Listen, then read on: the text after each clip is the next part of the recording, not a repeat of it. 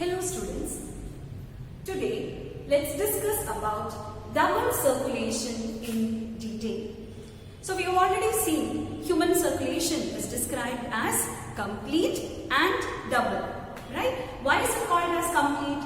Because there is no mixing of oxygenated and deoxygenated blood. Why is it called as double? Because the blood enters the heart twice and leaves the heart twice. That is why it's called as double circulation. Now today let's study in detail about double circulation. Double circulation involves two different pathways. The one is the pulmonary circulation. One is pulmonary circulation and another one is pulmonary circulation and another one is systemic circulation. It's not systematic, it is systemic circulation. Now let's see what's the difference between pulmonary circulation and systemic circulation. The term pulmonary refers to lungs, right? Now, pulmonary circulation is also known as lesser circulation and the systemic circulation is known as greater circulation. Now, let's see what is pulmonary circulation.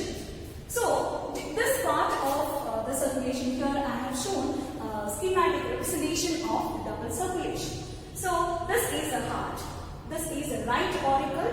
This is a left auricle or atria. Right atria, left atria, right ventricle and left ventricle.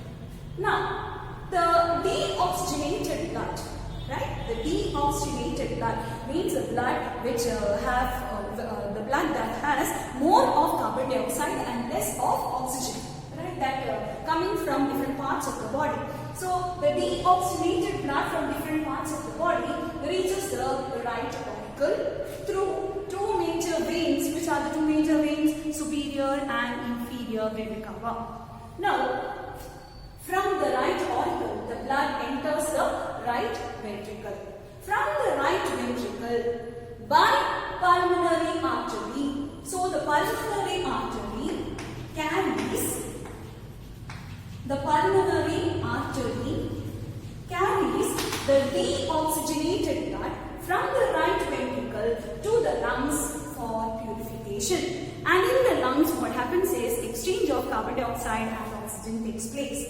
And after purification, the blood from that is the oxygenated blood from the lungs will be carried by 4 pulmonary veins and the blood will be drained into the left auricle. So this pathway of blood between the heart and the lungs is called as pulmonary circulation. So if a question is asked, define pulmonary circulation, how will you write? Pulmonary circulation is pathway of deoxygenated blood from the right ventricle through the pulmonary artery into the lungs for purification and the pathway of oxygenated blood from the lungs back into the left auricle through 4 pulmonary veins, that is called as pulmonary circulation. Hope it's clear? Right. Now let's see what is systemic circulation. Systemic circulation is the pathway of oxygenated blood from the left ventricle to the different parts of the body through the dorsal aorta and the arteries, various arteries. Okay, so pathway of blood from the left ventricle through the aorta and its branches to different parts of the body, that is called different parts of the body, and the deoxygenated blood from the different parts of the body through the various veins and superior and inferior vena cava into the right auricle, that is called as systemic circulation. So systemic circulation is considered to be greater circulation. Why? Because it involves the body parts from heart and the various body parts. Whereas the pulmonary circulation is described as lesser circulation because it is only between the heart and the lungs. Both are situated very close to each other. So that is of short distance, whereas this one, systemic circulation, is of longer distance. That is why systemic circulation is said to be greater circulation.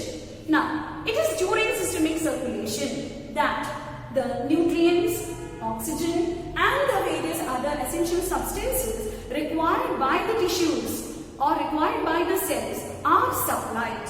So systemic circulation is during systemic circulation, the nutrients, essential substances and oxygen will be supplied to the cells of the tissues. Whereas it is not only that, even the removal of carbon dioxide and other harmful substances from the tissues also takes place during systemic circulation.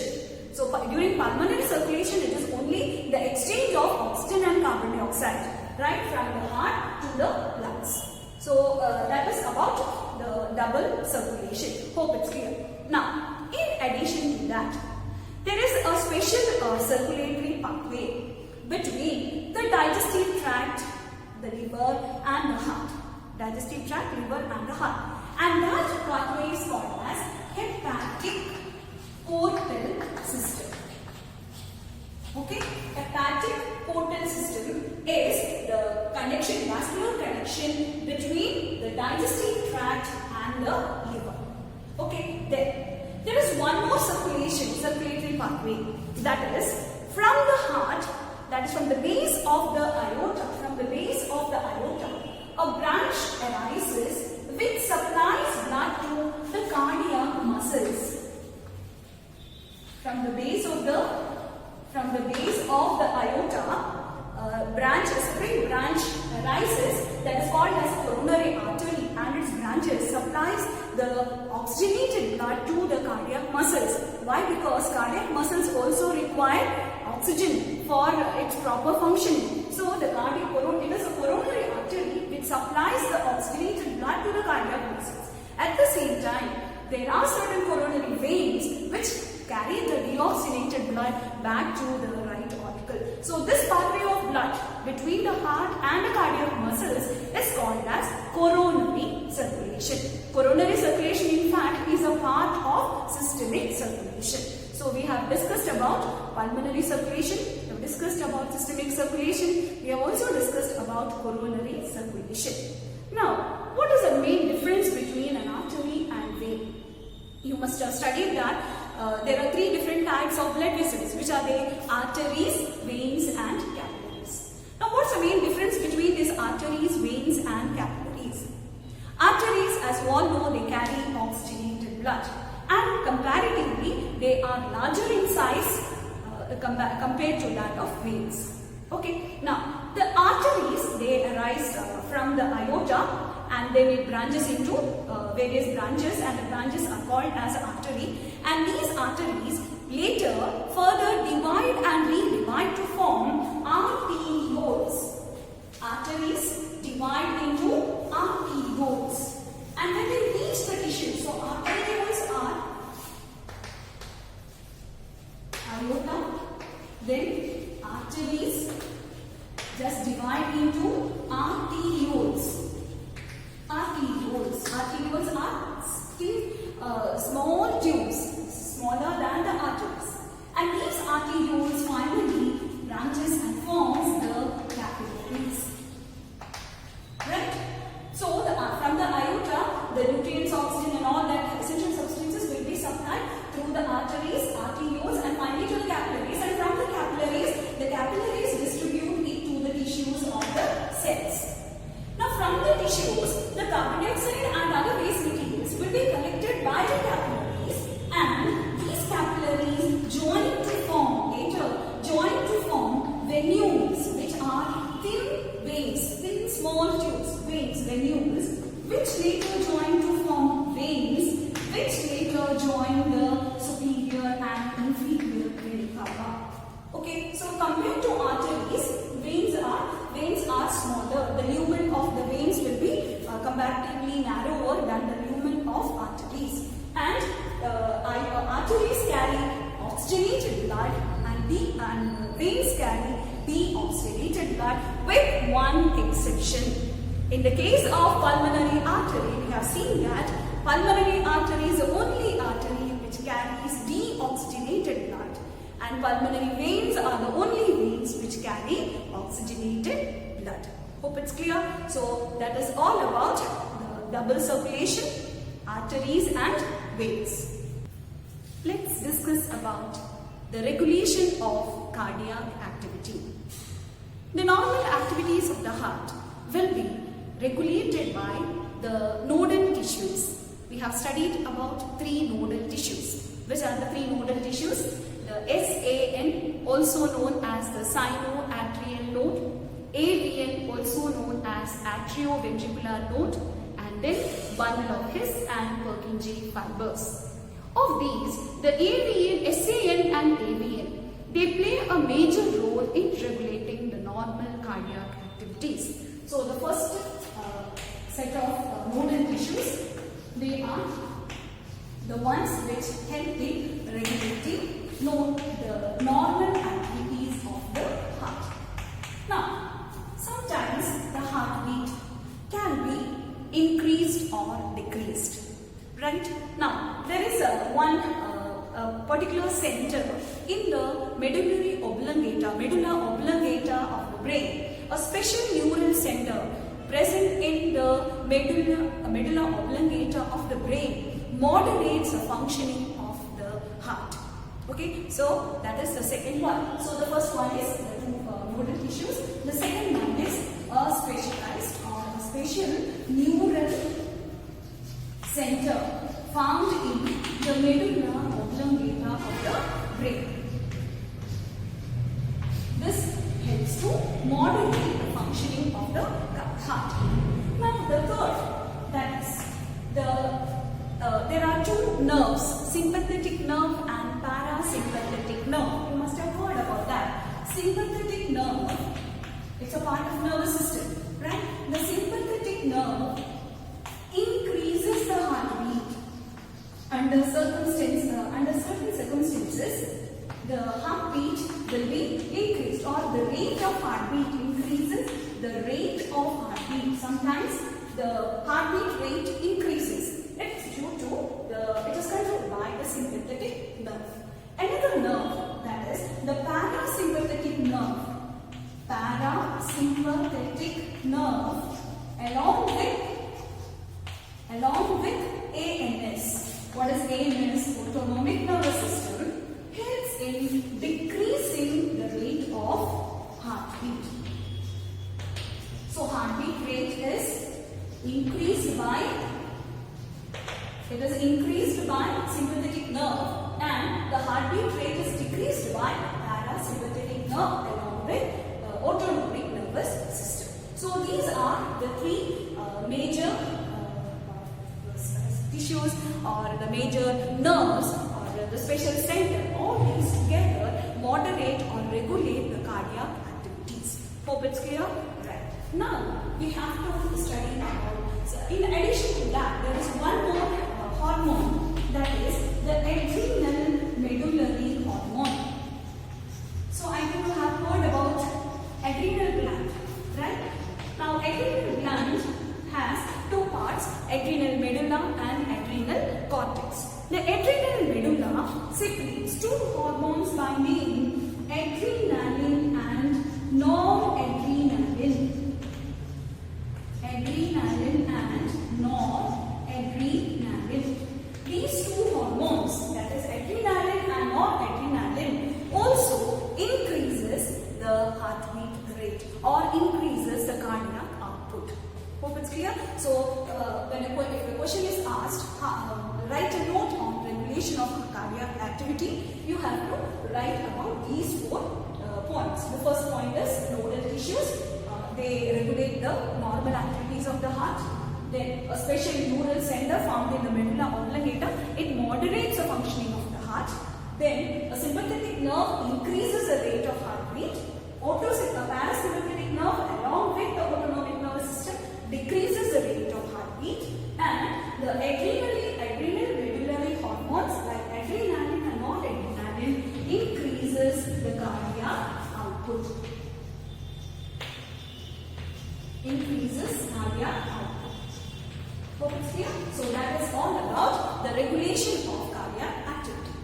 Now let's discuss about some of the disorders related with heart. The first and the foremost disorder that you have to study is hypertension. Now what is hypertension? Hypertension is nothing but increased BP. First disorder is hypertension, also known as high BP. High BP. Now what is BP? BP is nothing but the pressure exerted by the blood when it flows through the blood vessels. Now the normal BP of a healthy human being is 120 bar 80 mm of mercury. 120 bar 80. 120 is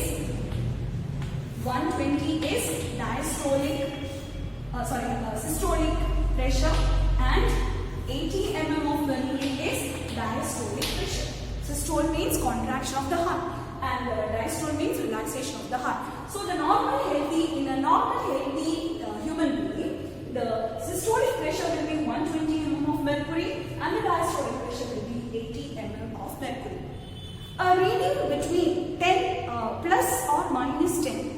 A reading of plus and minus 10, that is instead of 120, if it is 130 or if it is 110, and if instead of 80, if it is 70 or 90, that is considered as normal. Plus or minus 10 is considered normal. But if a person's BP is 140 bar 90, that is 140 is systolic pressure and 90 is diastolic pressure, we call that person is having high BP or hypertension. Now what is a problem related with hypertension? It will affect the major organs of our body like the brain and the kidney. Okay, so that is about hypertension. The second disorder that you have to study is coronary artery disease. Coronary artery disease, also known as CAD. So you have to remember this abbreviation also, CAD. CAD is nothing but coronary artery disease. Now from the term it's very clear. What is coronary artery? You all know what is coronary artery. It is the artery which supplies the oxygenated blood to the cardiac muscles. So sometimes due to deposition of fats like cholesterol or calcium, what happens is the lumen of this coronary artery becomes narrower. Suppose the normal width of the coronary artery is this much.